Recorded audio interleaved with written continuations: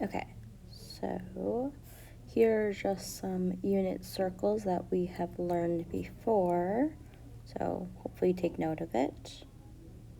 Okay, so we're going to plot the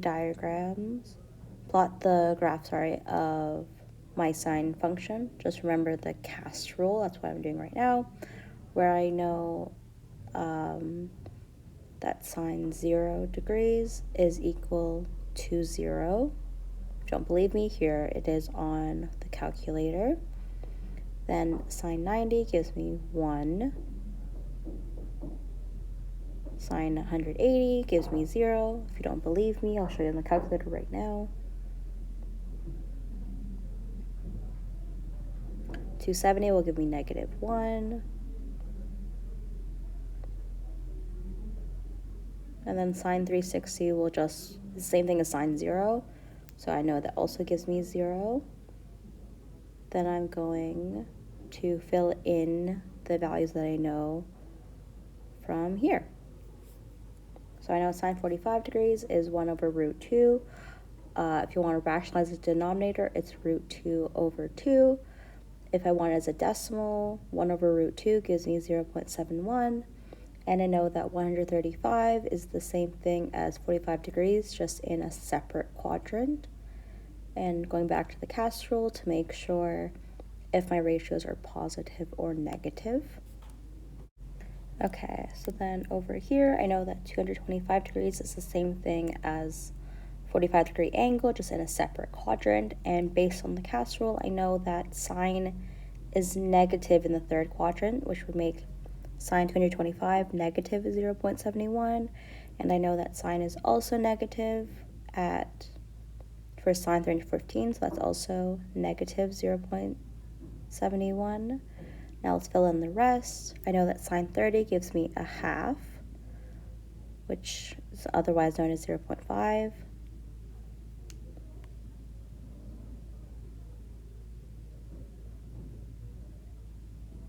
And I know sine 50 is also 0.5, since 150 makes a 30-degree angle with the x-axis.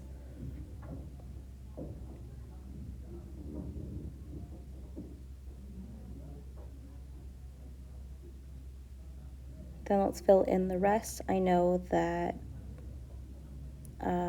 30 degrees would also appear in 210 degrees and 330. So 330 is a half, but since I know that sine is negative in the fourth quadrant, it's negative 1/2.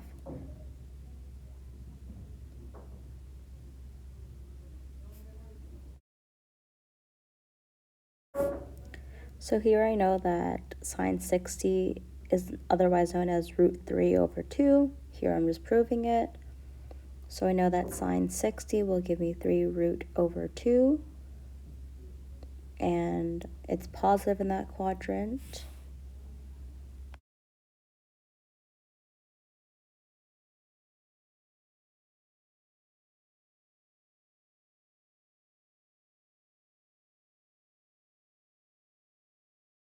I also know at sine 240 degrees, it's also 3 root over 2, but it's negative in this quadrant, so it's negative about 0.87.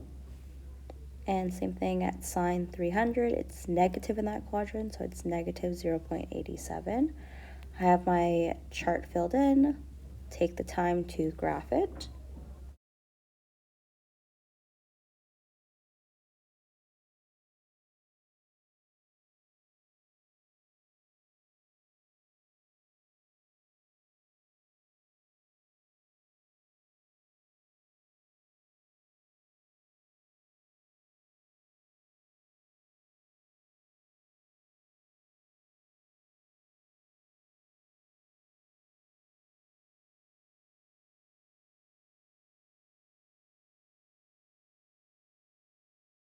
Since we have a lot of ugly decimals, I figured it was easier to just plot my x values when the y value is 0 or 1 or -1. So I did that first, and now I'm just filling in the remaining ones, like 0.5 or 0.71 or 0.87.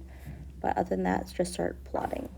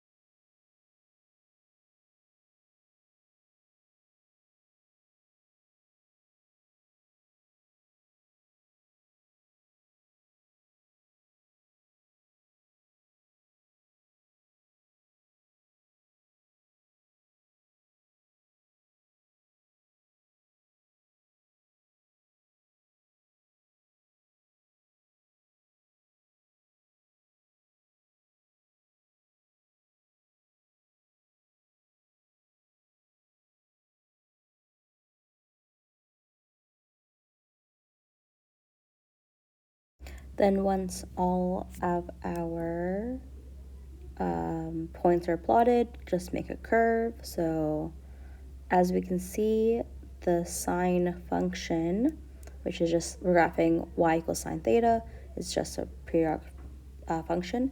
Now we're going to do the same thing for cos. A lot of the values, as hopefully you remember, they do overlap.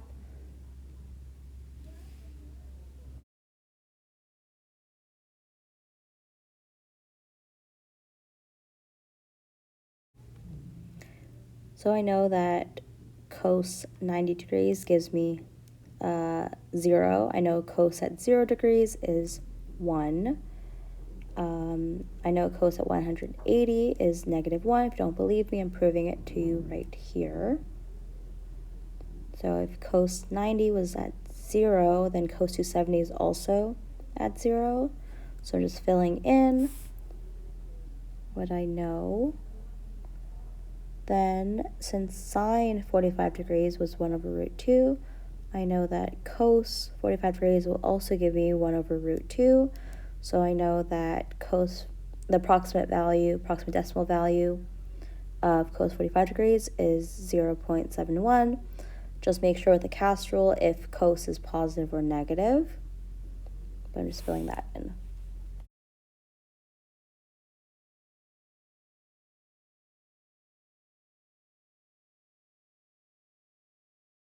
Next thing I know that cos 60 degrees is just 0.5 or 1 over 2.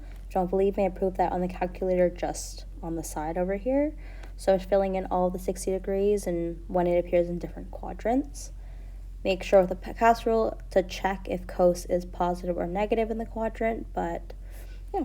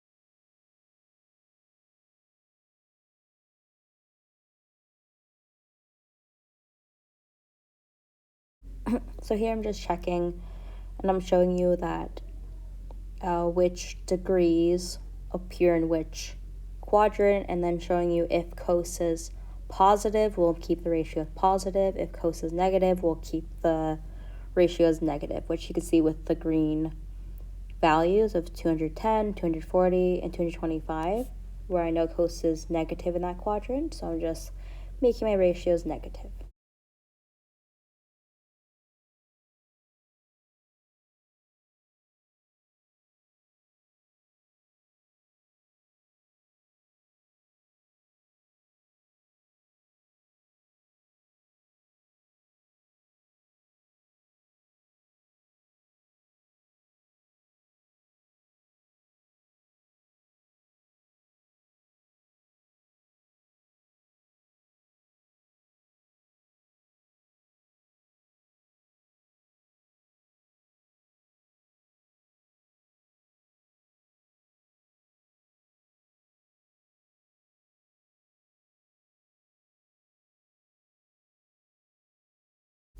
Then once I have all of my points plotted, I can just graph it on my graph. My suggestion is always graph from the x values that make 1, 0, or -1. It just makes it a lot easier. And then go back to do the decimals, since those you have to estimate and it's not super clean.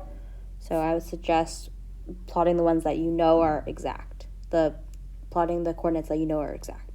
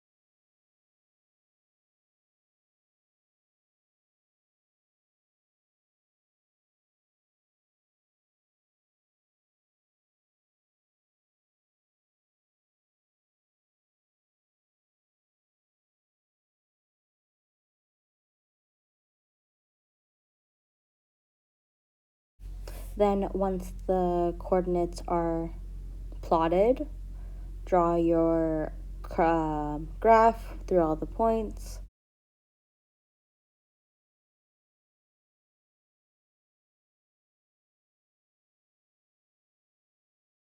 Okay, less common, but here we are graphing the tangent one. For grade 11, it would make the most sense to know how to graph sine and cos, but I'm going to show you here how to graph tan. So I know tangent at 0 degrees is 0. Tangent 90 degrees, as you can see on my calculator, does not exist. So I'm writing D and E, does not exist. Just using the calculator to fill in the rest of the values.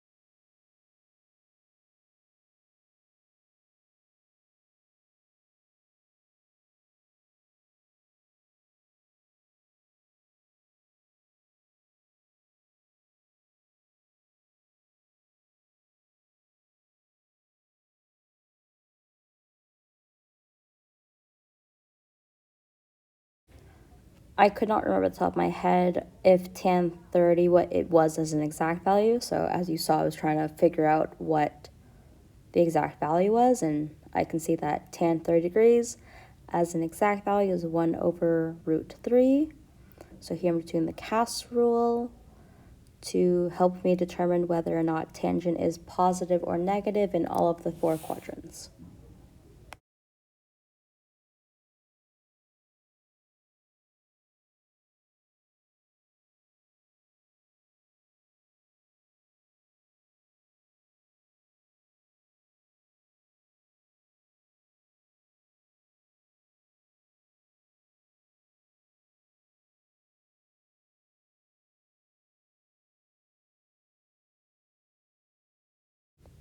And from last unit, I realized that 30 degrees is the same thing as 150 degrees, which is the same thing as 210 degrees, gives the same ratio, just not necessarily the same sign. Like some of them are positive, some of them are negative.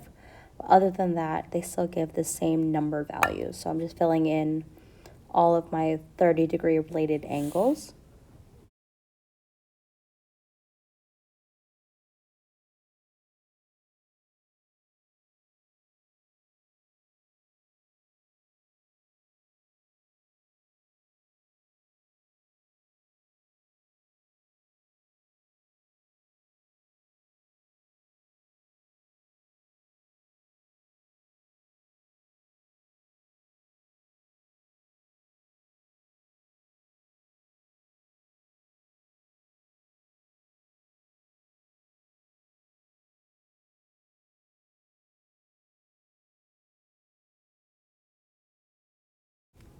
Then I know that tangent 45 gives me 1. So I'm going to go around all the quadrants to see when does the related angle 45 degrees show up. And depending on cast rule, it could be positive 1 or negative 1. So here I'm just filling that in.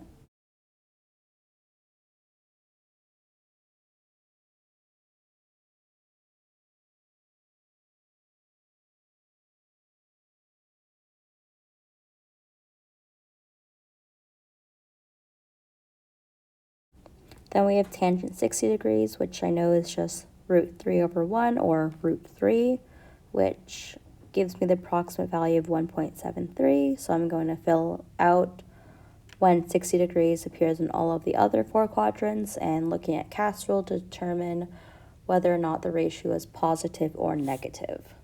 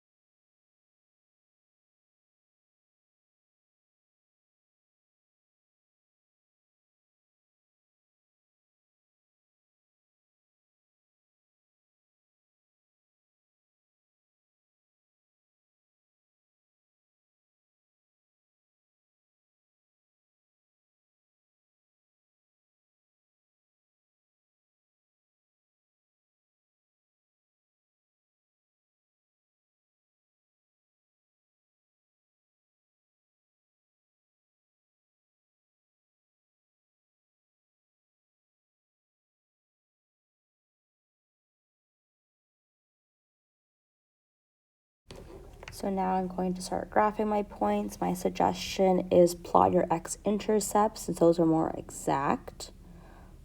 I also know that tan 45 degrees and all the related 45-degree angles will all be 1.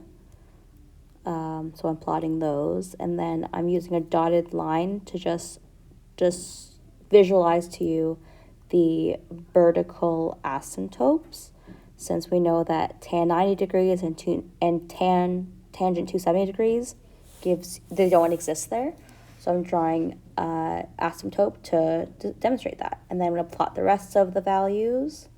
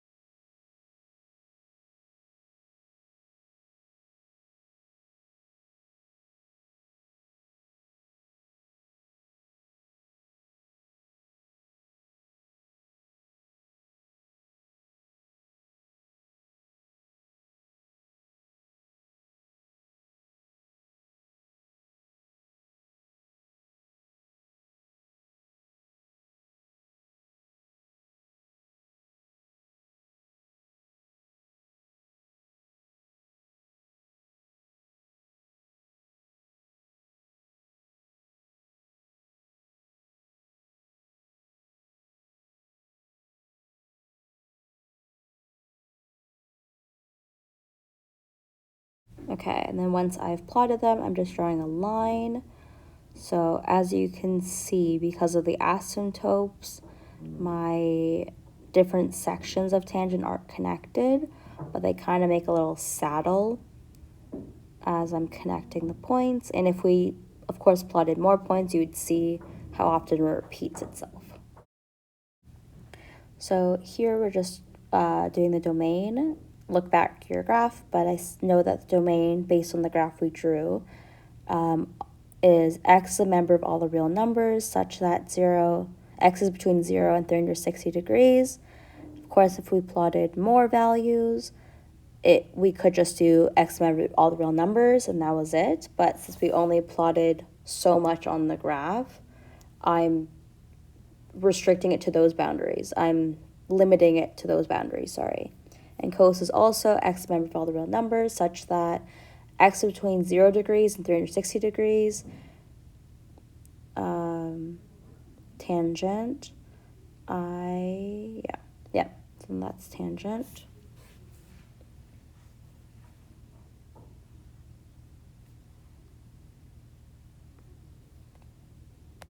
So I'm doing a voiceover for this, and as I'm recording this, the audio, I realize that tangent, you should also talk about the restrictions, talk about the vertical asymptotes, which when I post the notes Google Classroom, I'll make sure to change my domain to tangent to talk about the domains. But my ranges for sine and cos is the function goes from -1 to 1, and from tangent, it goes from negative infinity,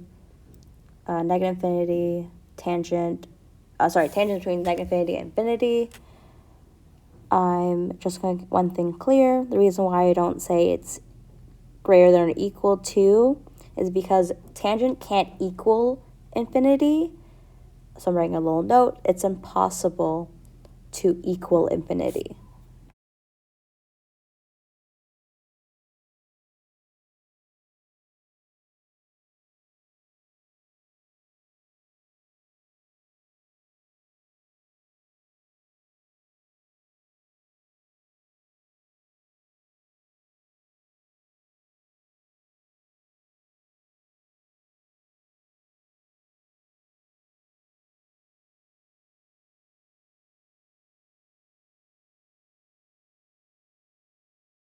So right now I'm trying to determine the y-intercepts, aka when the graph touches the y-axis. So I see it touches the y-axis at 0. The y value is 0 when the graph touches the y-axis for sine.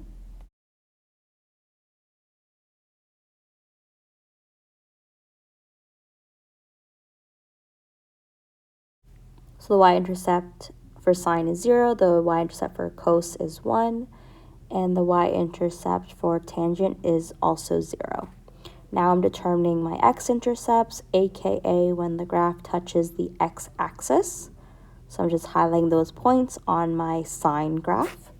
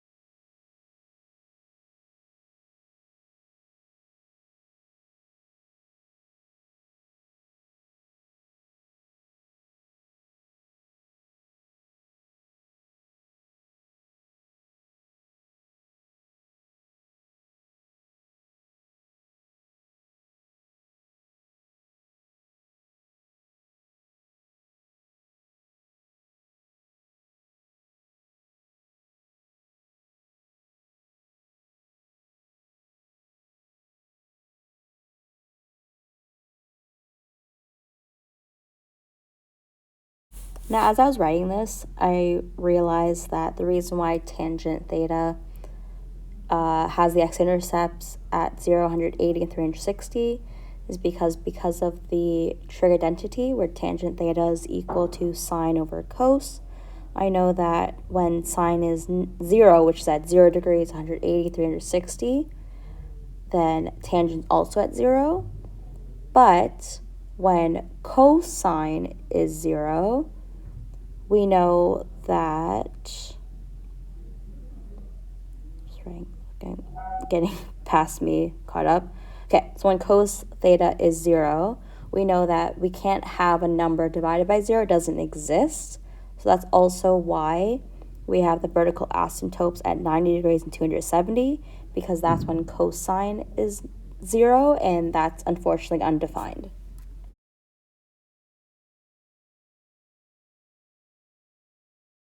So if we would graph more points, you would see that that for sine function and the cosine function, the graph will repeat itself at 360 degrees. So the period is actually 360 degrees, and if we drew more values, you would see that. And then because the ranges for sine and cos are the same, they have the same maximum minimum values. But yeah, that's it.